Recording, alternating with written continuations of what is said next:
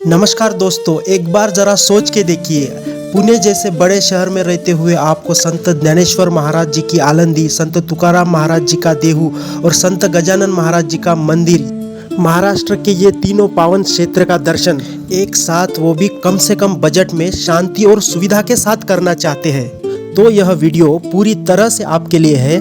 आज मैं आपको पुणे रेलवे स्टेशन से लेकर रहने की जगह, खाने की व्यवस्था, दर्शन का सही तरीका और पूरा बजट फ्रेंडली प्लान सब कुछ डिटेल्स में बताने वाला हूँ, तो वीडियो को पूरा देखिए। हेलो दोस्तों, स्वागत है आपका हमारे चैनल ट्रैवल पॉइंट के एक और नए वीडियो में। अगर आप हमारे चैनल पर पहली बार आए तो सबसे पहले वीडियो को लाइक करें, चैनल को सब्सक्राइब करें। अगर हमारी आने वाली वीडियोस का नोटिफिकेशन आपको ऐसे ही मिलता रहे तो बेल आइकॉन पर क्लिक कर नोटिफिकेशन ऑन करें।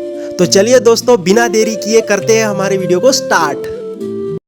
दोस्तों, हमारी यात्रा शुरू होती है पुणे रेलवे स्टेशन से। अगर आप बाहर किसी भी शहर से पुणे रेलवे स्टेशन आ रहे हैं तो बाहर निकलते ही आपको बस, ऑटो और कैब तीनों ऑप्शन मिल जाते हैं। अगर आप एक बजट ट्रैवलर है तो सबसे सस्ता और बेस्ट ऑप्शन है PMPL की सिटी बस, जो आपको पुणे रेलवे स्टेशन के बाहर से मिल जाएगी और वो आपको मात्र 50 रुपये में आलंदी तक पहुंचा देगी। लेकिन अगर आपके साथ कोई बुजुर्ग या सीनियर सिटीजन है तो आप कैब और ऑटो भी कर सकते हैं। दोस्तों, जैसे ही आप आलंदी पहुंच जाते हैं, वहां पे पहुंचने के बाद सबसे पहले आपको ढूंढनी पड़ेगी रहने की जगह। एंड अगर आप शांत, साफ और बजट फ्रेंडली स्टे करना चाहते हैं तो आलंदी में स्थित संत गजानन महाराज जी का भक्त निवास एक बहुत ही अच्छा ऑप्शन हो सकता है। यहाँ पर बाहर से आने वाले भक्तों के लिए बहुत ही कम बजट में रूम्स अवेलेबल है। 2 लोगों के लिए अगर आप एक सिंपल रूम बुक करना चाहते हैं तो 350 रुपये से लेकर 400 और 500 रुपये तक रूम्स अवेलेबल है। इस भक्त निवास की खास बात यह है कि यहाँ पर बहुत ही साफ और सुथरे कमरे हैं और यहाँ का वातावरण बहुत ही शुद्ध और शांत है। अगर आप कोई सोलो ट्रैवलर है या आप अपने ग्रुप के साथ यहाँ पर आ रहे हैं तो 1 नाइट स्टे के लिए आपको यहाँ पे डॉर्मेट्री की भी सुविधा उपलब्ध है, जो कि 60 या 70 रुपये तक आपको मिल जाएगी। तो सबसे पहले यहाँ आइए, यहाँ आकर रूम ले लीजिए। रूम लेने के बाद फ्रेश होने के लिए जा सकते हैं। अब सवाल आता है खाने का, तो घबराइए मत। इसी भक्त निवास में आपको सादा और सिंपल खाना बहुत ही कम बजट में मिल जाएगा।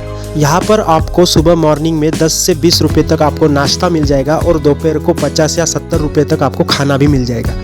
अगर इसके अलावा आप कुछ और खाना चाहते हैं तो बाहर के होटलों में जा सकते हैं।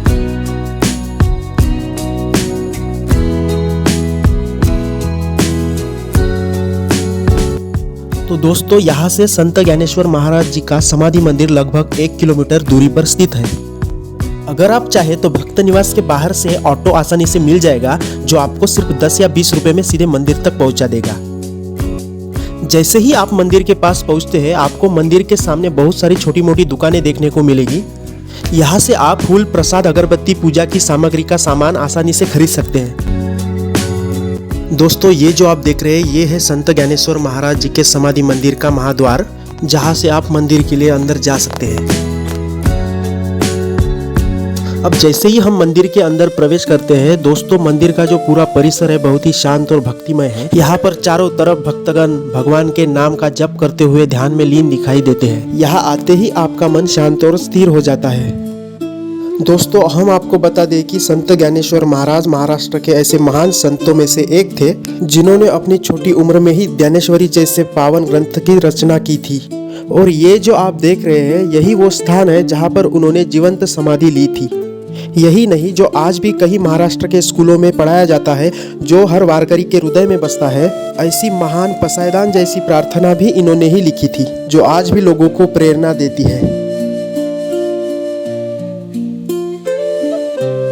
दोस्तों, हर साल यहाँ पर लाखों भक्तगण दर्शन के लिए आते हैं। यहाँ पर मंदिर के चारों तरफ परिक्रमा करते हैं और आषाढ़ी एकादशी के समय यहीं से पंढरपुर के लिए वारी निकलती है। वारकरी परंपरा के अनुसार इस स्थान का अत्यंत विशेष महत्व है। जैसे ही आपका मंदिर में दर्शन हो जाता है, उसके बाद आप थोड़ी देर के लिए इंद्रायणी नदी के घाट पर आ सकते हैं और इस नदी के किनारे बैठकर कुछ पल बिताने में मन और आत्मा दोनों को शांति मिलती है। दोस्तों, इंद्रायणी नदी के तट पर बसा ये आलंदी गांव आज भी लोगों के लिए प्रेरणा का स्थान बना है। और संत ज्ञानेश्वर ऐसे महाराज हैं जिन्होंने विट्ठल भक्ति का मार्ग सरल भाषा में बताया था। अब हम यहाँ से चलते हैं आलंदी के बस स्टॉप की ओर, जो यहाँ से कुछ ही दूरी पर है। इस बस स्टॉप से आपको देहू के लिए सिटी बस मिल जाएगी, जो आपको मात्र 40 रुपये में देहू गांव पहुँचा देगी। तो दोस्तों ये देखिए, ये वो महाद्वार है जहाँ से हमको संत तुकाराम महाराज मंदिर की तरफ जाना है। यहाँ से मंदिर बस कुछ ही दूरी पर है। जाते वक्त रास्ते के दोनों तरफ आपको दुकानें देखने को मिलेगी जहाँ से आप फूल और प्रसाद खरीद सकते हैं। जैसे ही आप मंदिर के प्रांगण में पहुंच जाते हैं तो वहां का परिसर देखकर आपके मन को एक अलग ही शांतता और पवित्रता मिलती है, क्योंकि कहा जाता है कि आज भी देहू की धरती पर संत तुकाराम महाराज जी के अभंगों की गूंज महसूस की जा सकती है।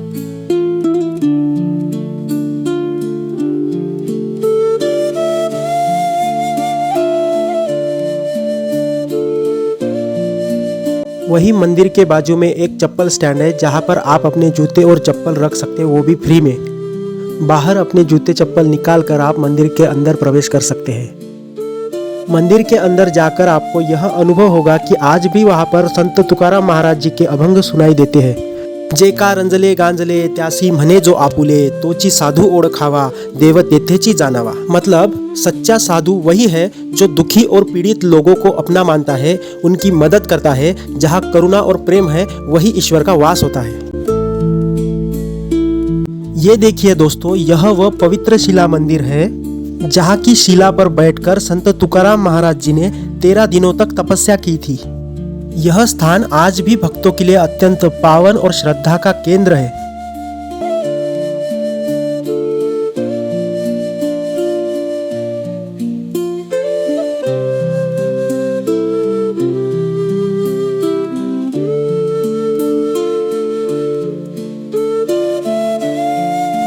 तो दोस्तों हम आपको बता दें कि संत तुकाराम महाराज महाराष्ट्र के एक महान भक्त, कवि और समाज सुधारक थे। उन्होंने भगवान विट्ठल की भक्ति में लीन होकर सरल मराठी भाषा में हजारों अभंग रचे।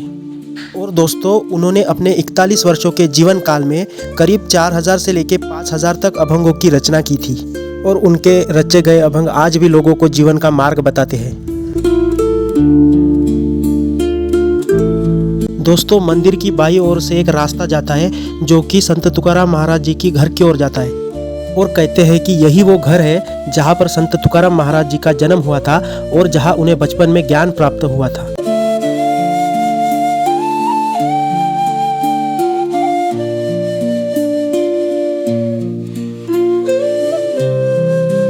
दर्शन के बाद मंदिर के बाजू में ही इंद्रायणी नदी का घाट है, जहाँ जाकर आप कुछ समय बिता सकते हैं, जहां आपको कोमल आध्यात्मिक और ऐतिहासिक अनुभव प्राप्त होगा।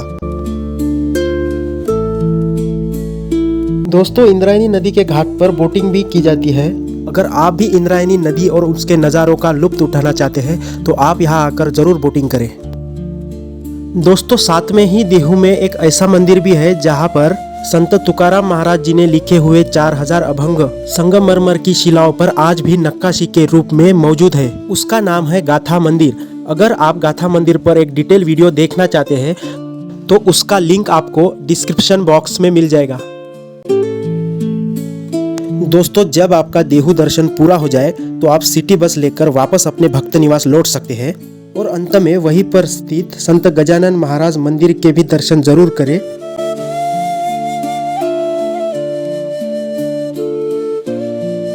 दोस्तों इस मंदिर की खास बात है इसकी रचना शैली, जो इसे बाकी मंदिरों से अलग बनाती है, क्योंकि इस मंदिर की जो रचना है वो एक समांतर फ्लैट जमीन पर नहीं बल्कि पहाड़ जैसे ऊंचे भाग पर नीचे से ऊपर की ओर बनाया गया है। और साथ में यहाँ पर जगह जगह पर कई तरह के फूलों के प्लांट लगाए गए हैं जो कि मंदिर की शोभा और भी बढ़ाते हैं।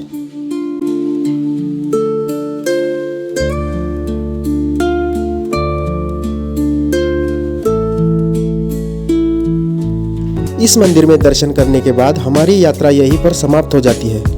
तो दोस्तों आज की ये हमारी यात्रा जिसमें हमने संत ज्ञानेश्वर महाराज जी की पावन भूमि आलंदी, संत तुकाराम महाराज जी की पावन भूमि देहू और संत गजानन महाराज जी का मंदिर, इन तीनों पावन संत भूमि पर हमने दर्शन किया है। और इस यात्रा की वजह से हम भक्ति, शांति और आत्मचिंतन के और करीब आ चुके हैं। दोस्तों कुछ यात्राएं कैमरे के लिए होती है और कुछ दिल के लिए, और ये यात्रा दिल के लिए थी। अगर आपको ये हमारा वीडियो पसंद आया है तो वीडियो को लाइक करें, चैनल को सब्सक्राइब करें और हमारी आने वाली वीडियोस का नोटिफिकेशन मिले इसलिए बेल आइकॉन जरूर दबाएं। और कमेंट में बताइए कि आपको ये यात्रा कैसी लगी। वीडियो को पूरा देखने के लिए आपका बहुत बहुत धन्यवाद। तो चलिए दोस्तों, मिलते हैं एक नए वीडियो में, नई जगह नई यात्रा के साथ।